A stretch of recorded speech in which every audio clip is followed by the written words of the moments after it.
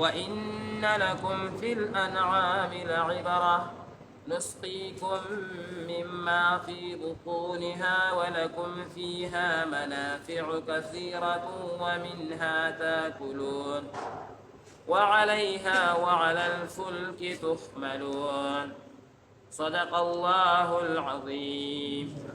بسم الله الرحمن الرحيم. ولقد خلقنا او بشكا پیدا کرل مونگا فوقكم استاسنا برا سبع طرائق واسماننا وما كنا او نو مونگا عن الخلق تخبل مخلوقنا غافلين غافلا وأنزلنا من السماء أو نازلك من طرف أسماننا ماء بقدر وبوب يو أندازا فأسكناه فزيوركم ديتا في الأرض فالمككي وإنا أو بشك منغا على ذهاب به فلركول دديباندي لقادرون قدرت لرنكيو فانشأنا لكم يا بيداكم تاستا به ديوبوسرا جنات من نخيل باغنا دكجرو وعناب أو دانغرو لكم فيها تاسو دبار بديكي فواكه كثيرة بيويد ديري ومنها تاكلون أو الذين تاسخري وشجرة أو يوونا تخرج إراوزي من طور سيناء تطور سينانا تنبت بالدهن أغابي ذا كيتيل وصبغ للآكلين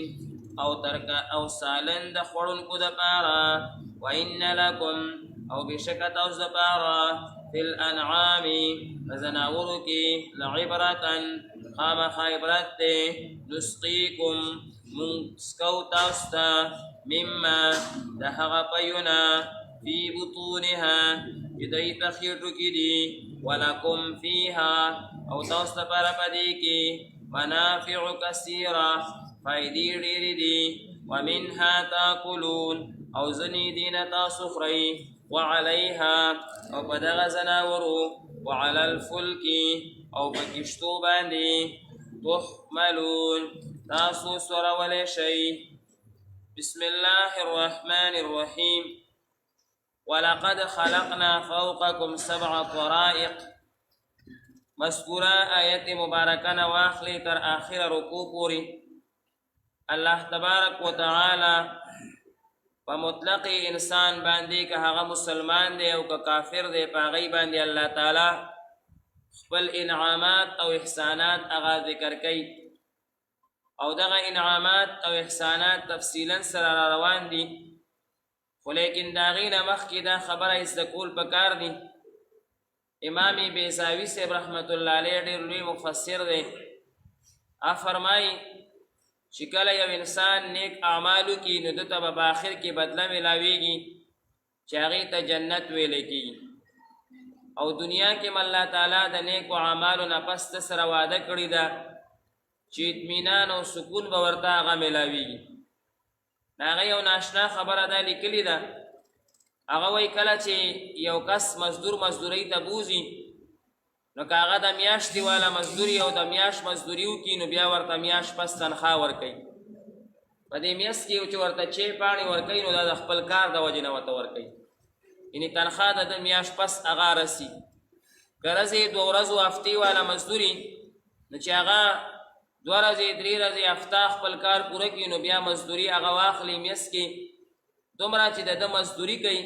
نو تر هغې پورې دته چی پاڼې او دغه شان روټۍ وغیره هغه ورکوي. خو د هغې نه مخکې د دې مزدور د کار نه مخکې په دې مالک باندې هېڅ هم نه رسي. دا سوچ وکړئ که نه. مثلا یو مزدور دی هغه لا مزدوري شروع کړې هم نه ده او مخکې نه ورته ته چې کوم دی نو یاره د اړۍ دا 1000 روپۍ دی مخکې والا بیا به نورې زر بیا در کومه. نو دا خو چې کوم دی نو ناشنا احسان شو او په دې څومره خوشحاله شو څومره اعلی طریقې سره به کار کوي چې عمره ته مخکې زر میلاو شي د دې اړۍ نه مخکې او د اړۍ نه پس په زر بیا میلاویږي ورته وې چې روزانه به د حسابي روزانه به د حسابي چې کله ته دیاړي شروع کوې نو زر به اول اخلي او د دیاړۍ به دې بیا اخلي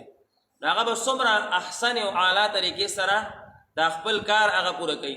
دغه شان یو نوکر پیشه دی د میاشت شروع کېدو نه مخکې ورته وایي دا تنخوا دې واله چې دا ستا څومره تنخوا ده مثلا 50,000 60,000 ستا ماهانه تنخوا ده مخکې مو واله او بیا به میاشت نه پس هم در کومه دې میاشت کې به دې څومره خوشحالۍ سره کار کوي دا ورته ووایي چې دا به هره میاشت داسې وي دا به څومره اعلی او احسنې طریقې سره دا کار پوره کوي دا هېڅوک هم په دنیا کې نه کوي دنیا کې یو قانون هم داسې نشته او یو اداره هم داسې نشته چې مخکې تنخوا ورکړي او وروستو تنخوا ورکړي نه ډبل تنخواګانې دا هېڅوک هم هغه چې کوم دی نو نه ورکوي ټیک ده چېرته اکرام مکرام جوړه وغیره دا به ورته وکړي خو لیکن داسې هېڅوک هم نشته امام بیضاوي صاحب وایي تاسو سوچ وکړئ د الله ذات هم داسې کوي د الله ذات داسې کوي مونږ لا کار شروع کړی هم نه دی بلکې د کار یوم نه چې ماشوم پیدا شي والله تعالی څه وایي خورئ او څکئ دا دپاره مې د دې ځای نه بندوبست کړی دی ته د کار اړویي نه عبادت اړویي نه تا باندې عبادت اړو شته دی نه 15 کالو پورې ته بالغ نه په تا عبادت اړو شته دی نه خوره وڅکه کوه ښه بیا چې 15 کاله بعد عبادت در باندې لازم شو مونځ روژه چې زکات مالداری زکات دا در باندې لازم شو دا دې لا ورکړي نه دي د هغې نه مخکې به درته هر څه میلاویږي بیا چې دا ورکړي د دې بدله خو به درته بیا جنت میلاویږي دا خو بیل دی نو دا ډبل نه بلکې تربل الله تبارک وتعالی د انسان ته ورکوي د امام بیضاوي صاحب وایي چې د دې نه بعد هم یو انسان د الله حکم نه مني نو دی د خپل ګریوان کې وګوري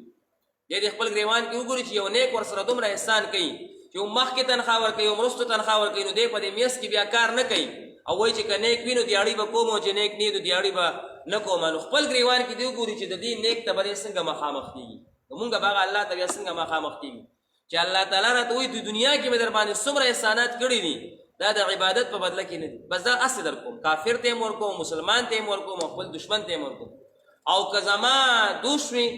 او زما خبره دې ومنله عبادت دې شروع کړو نو هغه دیاړي خو بیله میلاوېږي هغه خو بیله ده هغه تنخوا خو درته الله تبارک وتعالی وایي بیله میلاوېږي نو دا هغه اولنی چې کوم اکرام دی چې موږ ورته تنخوا نشو ویلی او دیاړي خو ورته نشو ویلی ځکه لا کار مو کړی نه دی او راته فري دا څیزونه میلاو شوي دي اول الله تعالی د هغې څیزونو ذکر کوي الله وایي وګورئ ولقد خلقنا فوقکم 7 طرایع